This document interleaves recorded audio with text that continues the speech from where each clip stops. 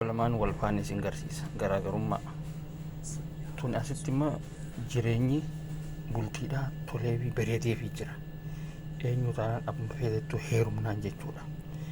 Asitti immoo jireenyi isii tanaa immoo bocolamee jira jechuudha.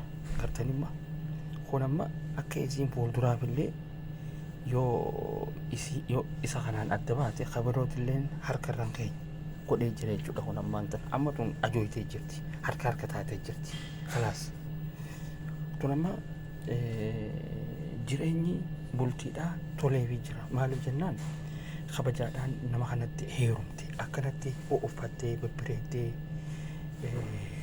tottolfattee akkanatti taa'uun kabajaadha jechuudha. Akkanatti namni kun dhugatti bifa gaarii kanaan aruuza godhatuun hedduu akka shamarran keenya yoo carraan gama keenya kanaan yoo hin jirrellee gama birootitti akka isaan fuula deeffatan abdii waan isaanitti horaate jechuudha. Irra hedduu shamarran kun ifuma isaaniitiin ablee morma isaanii tana isaaniin qaltu bitatan ifuma isaaniitiin jechuudha. Ifi isaaniitiin if qalan jechuudha. Maaliif waan isaanii tahaa goggaa hin beekan ammoo takka tanuma rabbiin akkana beeksisee bikka gaarii isii dhaabuu jira. Gartanii amma irra guddaa teenyatuun nama keenya kanaan guggubachaati hogga namni tokko istoorii irratti gurbaa adii tokkoo fi ilmoo adii takka yookaan takka warra adii lamee wal jaalate akka ajaa'ibaa jaalala walii kannaa jiru isaan san hogga arkan inshaallah waan ta'e jetti. Inshaallah waan ta'e haa jettu malee isiin sun nama gurraachaatiitu haa isii taniif jalaa qaba ka isii cunqursu yookaan heerumtee taphaateef haadhaatiitu jira. Laataanis akkanatti heeruma akkanatti bultii bareedduu qabadhaa haa jettu jechuudha. Asitti kun amma gurbaan isii tana caakaa keessa gaara keessatti akka fedhe godhee itti taphatee niqaa malee waan takka malee maharii malee waan takka malee itti taphateeti fedhus ulfooytuu ulfaa'uu baattuu dantaa isiiti irraan kaa'inanne dhiiseetuma deema jechuudha.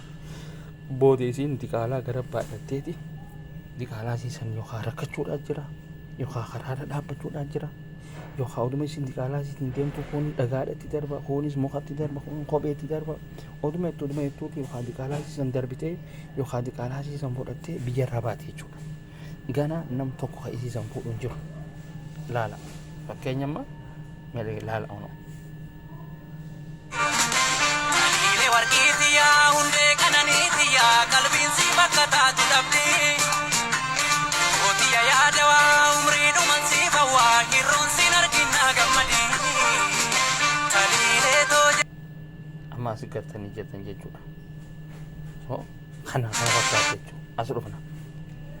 Amma tuun sun sana gartanii jettan bikkaawwan gooneef bikkaawuu hin laalle bikkaawwan filleef jechuu sun kanneen sun gartanii bikkaawwan filleef jechuudha. Irraan kaa'inne dantaan qabu maaliif yeroomaa barbaada malee inni kun yeroomaa barbaada malee isii tana fuudhuudhaaf miti. Gartanii owwasaa san itti baafateetuma biraa deemuudhaaf deeme jechuudha.